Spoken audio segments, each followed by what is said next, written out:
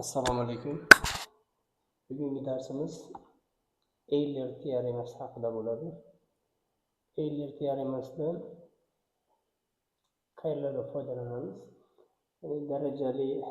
Daraja ko'rinishida berilgan misollarda biron bir songa bo'lganda qoladigan qoldiqni aniqlashda, keyin buni sonning oxirgi ikkita raqamini yoki uchta raqamini topishda ham qo'llasa bo'ladi.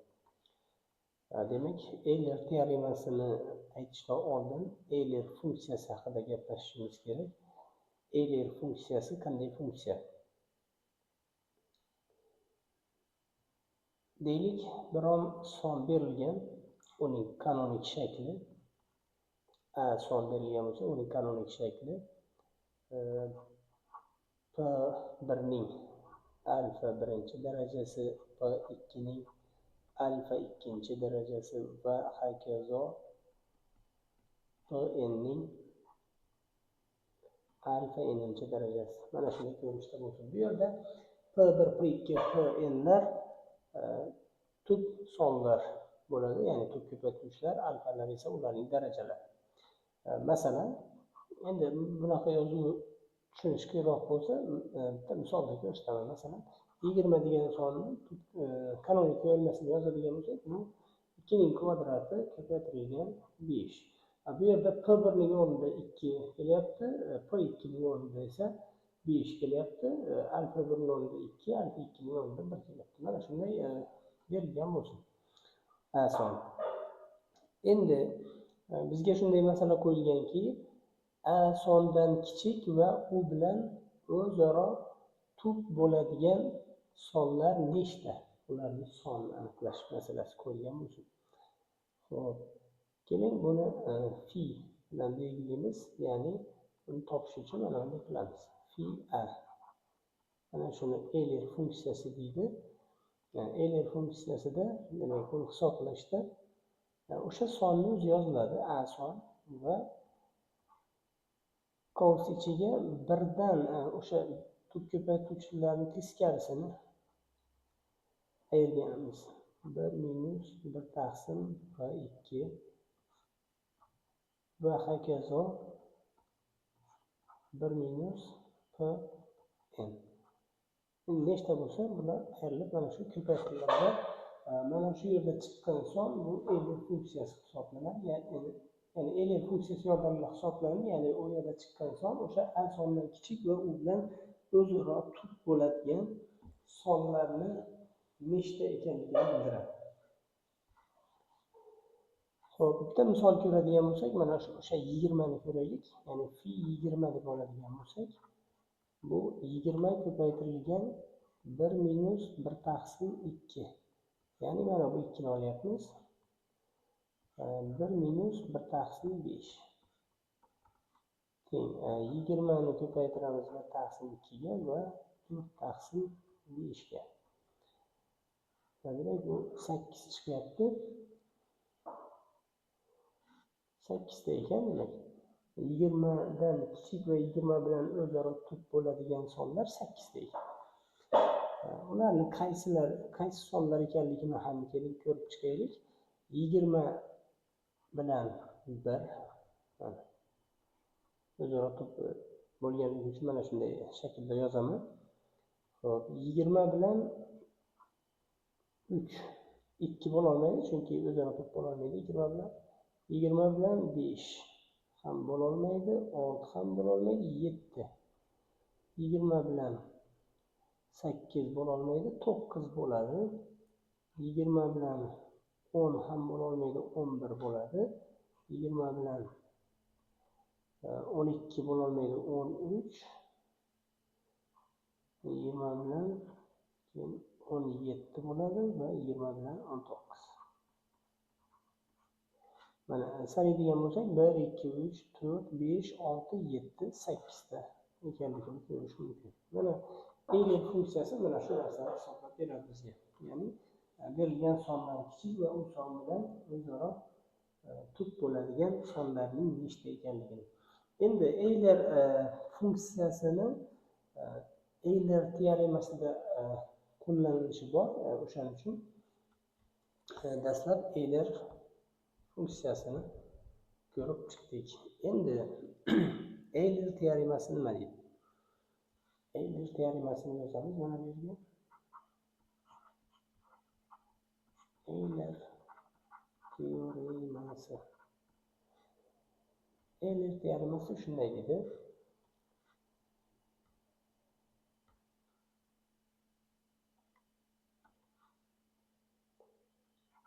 M birdan katta bo'lgan va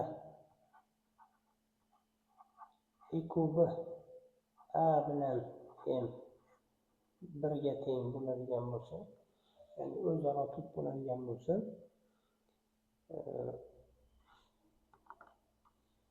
M birdan katta va E kub A va M bir bo'lganda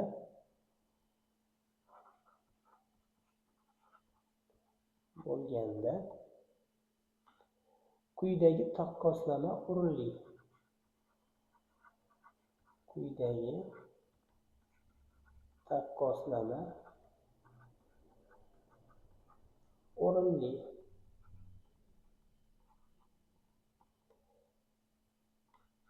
Endi o'sha taqqoslamani yozamiz. A ning darajasida phi m, mana bu uchta chiziqni teng deb o'qishga kelishgan edik. 1 mod m. Ya'ni bu nima deydi? A ning phi m darajasini m ga bo'lgandagi qoldiq 1 ga teng bo'ladi deyapti.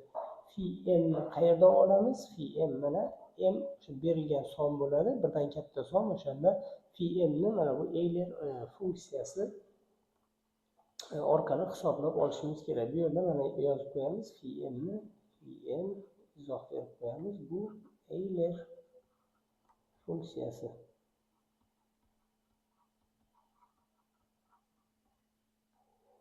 Xo'p, endi buni misollarda qanday qilib qo'llaymiz? Ya'ni misollarda ishlatilishi qanday bo'ladi? Endi biroz murakkabroq bo'lishi mumkin mavzu.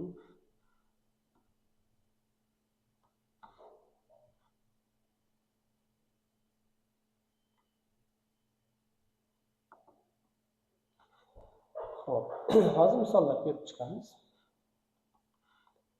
Mana bu yerda Euler teoremasini ham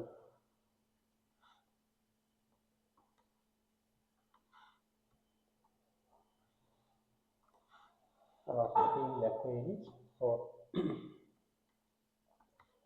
Endi misollar ko'ramiz.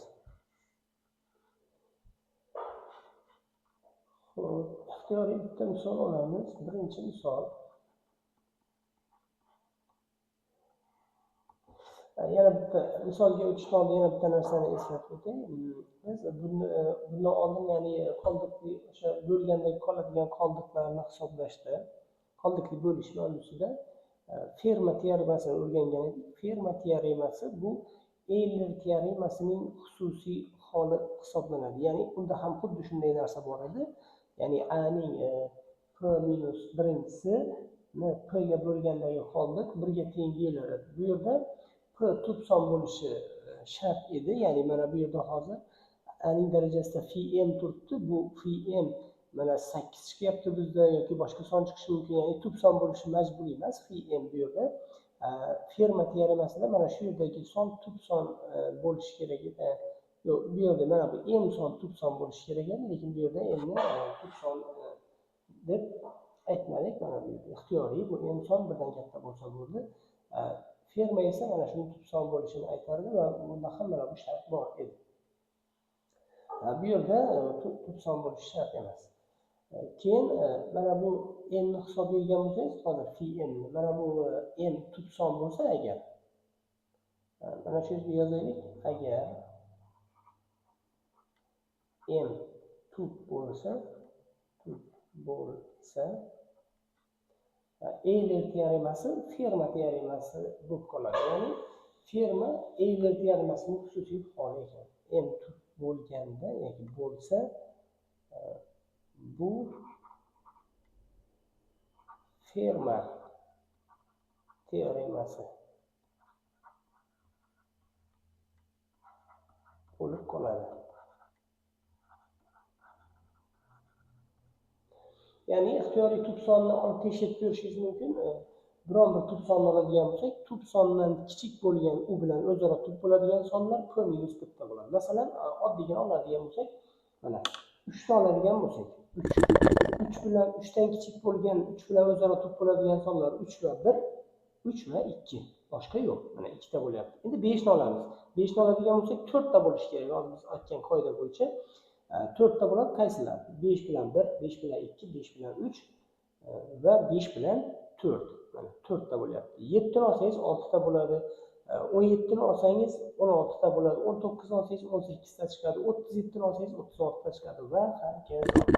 Bu Ferma teoremasi. Euler teoremasining xususiy holati ekan. Ya'ni shundan ham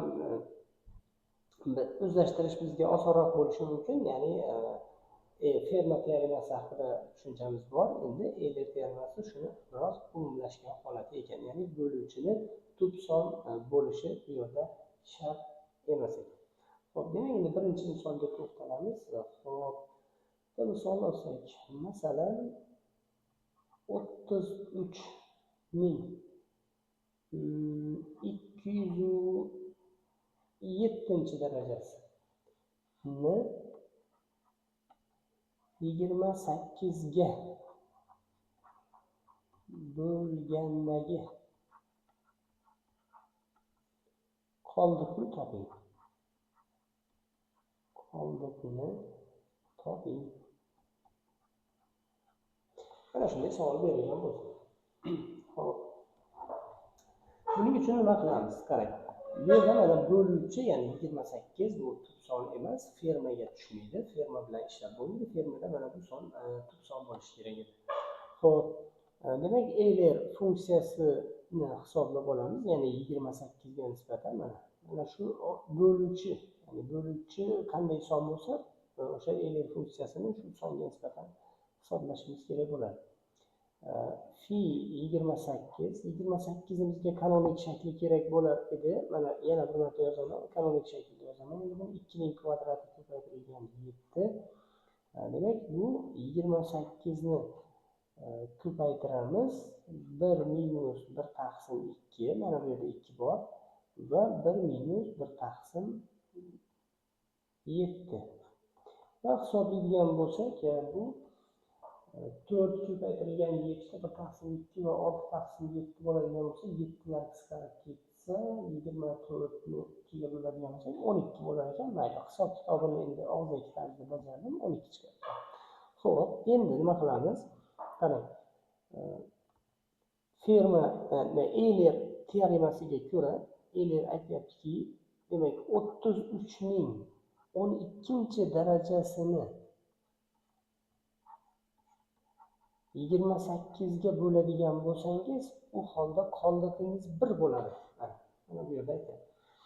12-darajasi 33 ning 12-darajasini 28 ga bo'lsangiz, nimani qoldiqni 1 ekanligini aytyapti bizga.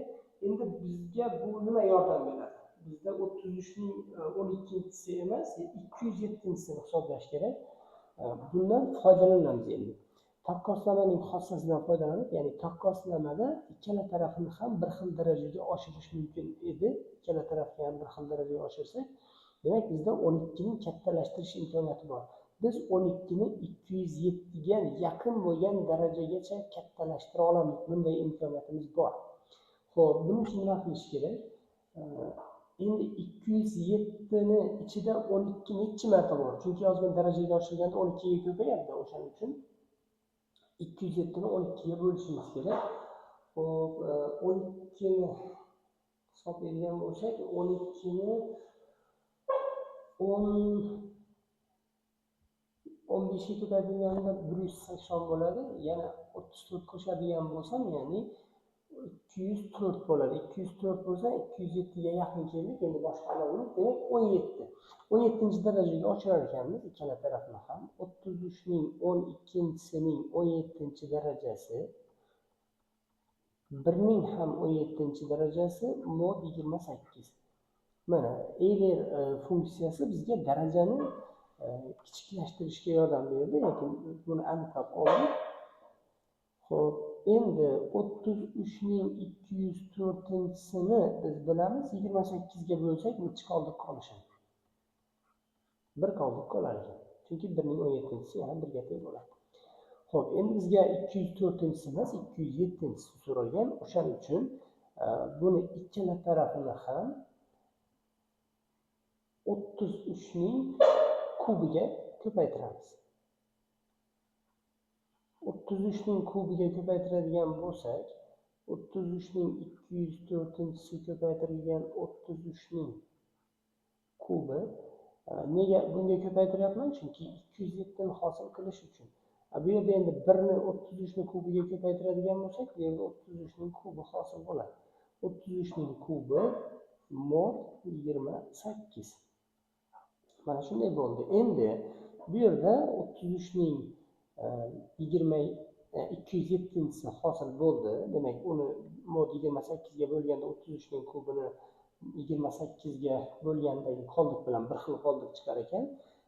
Endi bundan kelib chiqadiki, ya'ni biz aytganmiz, taqqoslamani o'tgan paytda agar bu yerdagi son, ya'ni qoldiq böluvchidan katta bo'lib ketsa, demak mana shu sonni 28 ga bo'lgandagi qoldiq, mana buni hozir biz bizdan so'rayotgan mana bu 207-darajasini 28 ga bo'lgandagi qoldiq bilan bir xil bo'ladi degan. Bundan kelib chiqadiki, biz 33 ni kubini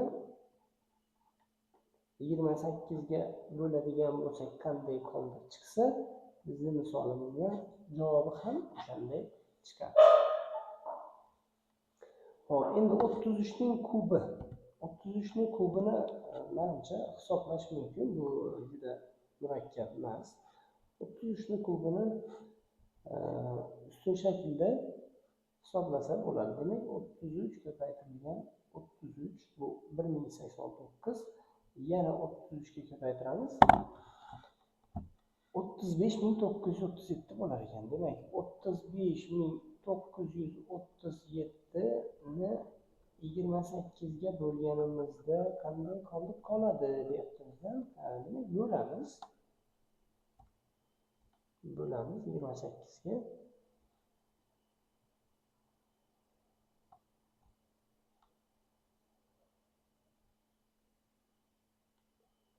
Bir 1283 ko'paytirilgan 28, 35924. Demak, hozir qoldiqni aniqlaymiz. 35937 bo'ladigan bo'lsa, 13 qoldiq qolar ekan bu yerda. Ya'ni buni bo'lib beramiz. 35937 bo'lgan paytimizda 28 ga 1000. Xullas, buni yozib o'tirmayman. Buni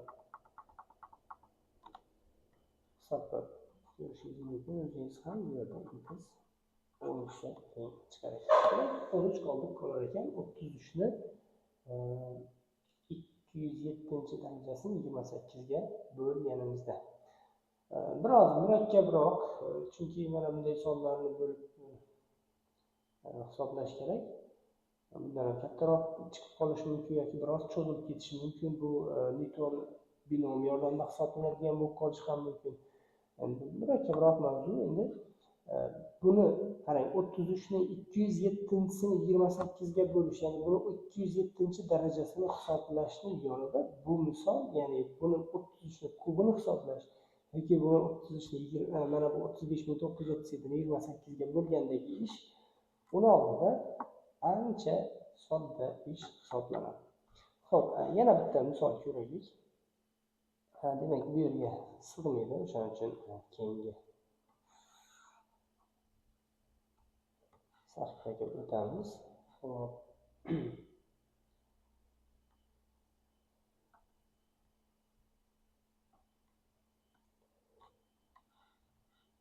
Ikkinchi misol.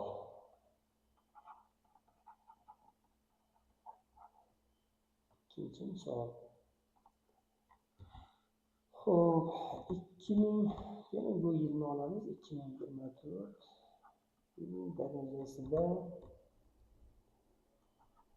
2017 17 bo'la qolsin, mayli. O'shani kattaroq son 3 xonali son olamiz. 156 ga bo'lgandagi qoldik.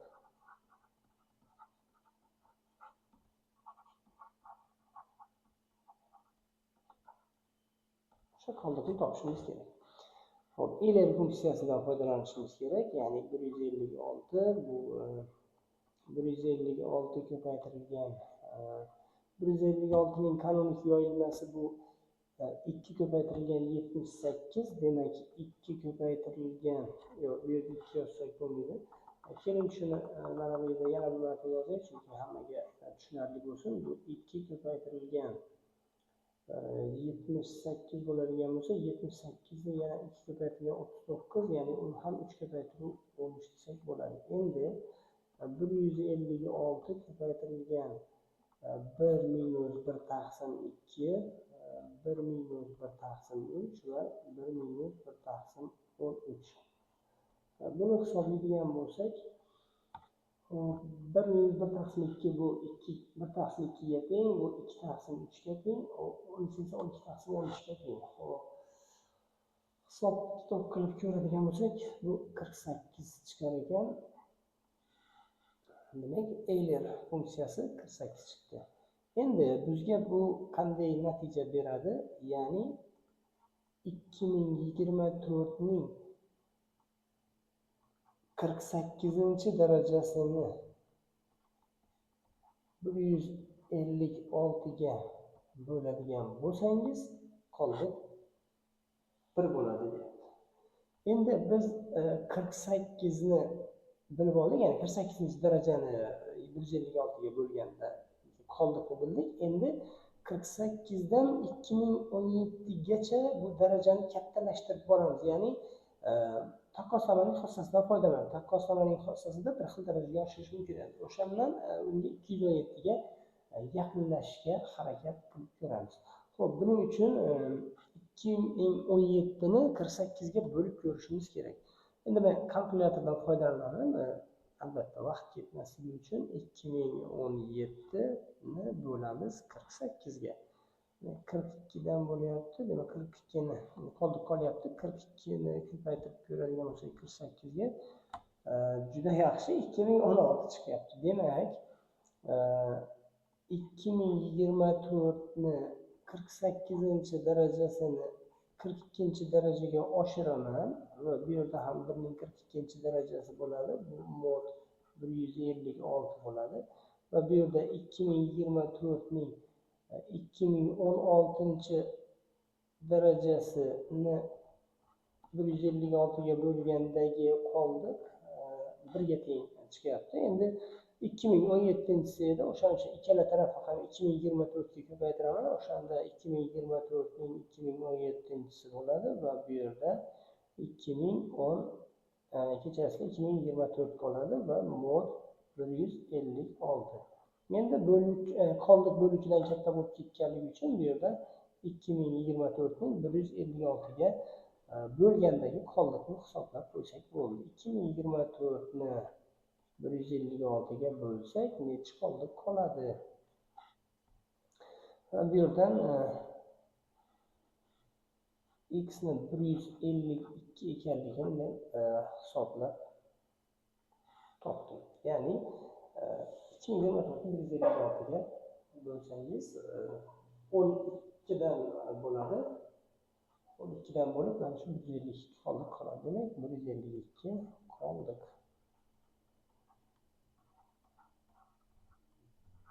qoladi. Xo'p, endi aytib o'tdikki, Euler teoremasida sonni daraja shaklida berilgan sonni oxirgi ikkita raqamini topishda foydalansa ham bo'ladi dedik. Oxirgi ikkita raqamni topish uchun nima qilish kerak? Oxirgi ikkita raqamni topish uchun sonni 100 ga bo'lish kerak. Sonni 100 ga bo'lsak, o'sha qoladigan qoldiqi oxiridagi ikkita xonali son chiqadi-da. O'shaning uchun buni 100 ga bo'linadi. Agar oxirgi 3 ta raqamni hisoblash so'ralsa, unda 1000 ga bo'lish kerak. Mana bu böluvchilar 100, ikki xonani oxirgi ikki xonani topish uchun mana bu yerda 100 bo'ladi, 3 xonani topish uchun mana bu yerda 1000 va hokazo. Endi 4 xona yoki 5 xonalarni ham hisoblash mumkin, lekin u ancha-muncha qiyinlashib boradi. O'shaning uchun ikki xonaliga bitta misol ko'rsak. 3-chi misol. 3-chi misol demak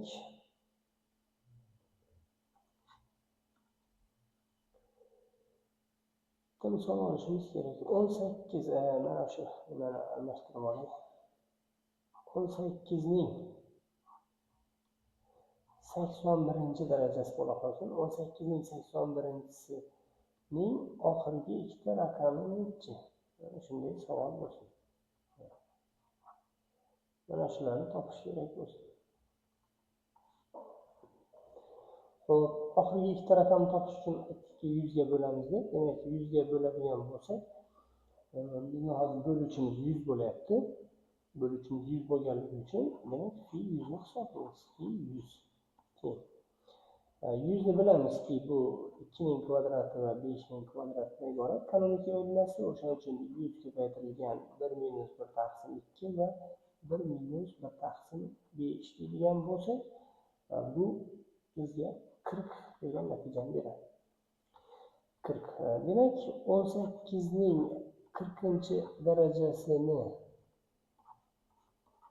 100 ga bo'lganimizdagi qoldiq, bu 1 ga teng ekan. Endi bizga 81-daraja kerak. O'shaning uchun buni hozir kvadratga oshirib yuboradigan bo'lsak, 18 ning 40-sini kvadrati, bu yerda 1 ning ham kvadrati bo'ladi va mod 100 bo'ladi bu yerda. Va bu 18 ning 80-sini 100 ga bo'lganimizdagi qoldiqni 1 ekanligini bildiradi bizga va bizga 81-si kerak edi. Demak, ikkala tarafni ham 18 ga ko'paytirib yuboradigan bo'lsak, mana bu yerda 18 qolyapti, bu yerda mod 100 bo'lyapti. Va böluvchi qoldiqdan katta bo'lganligi uchun 18 kichik 100 dan bundan kelib chiqadiki, 18 ning 81-darajasini oxirida turadigan ikkita raqami bu 18 dan iborat bo'ladi. Oxirida mana shu boshida ko'rsatgan ikkita to'rtburchak ichidagi sonlar 18 bo'ladi. Xo'p. Endi videomiz hajmi kattalashib ketmasa, o'shaning uchun videomizni mana shu joyda yakun yasasak. Xo'p. E'tiboringiz uchun rahmat. Salomat bo'ling. Keyingi darslarda ko'rishgunimizcha xayr deb qolamiz.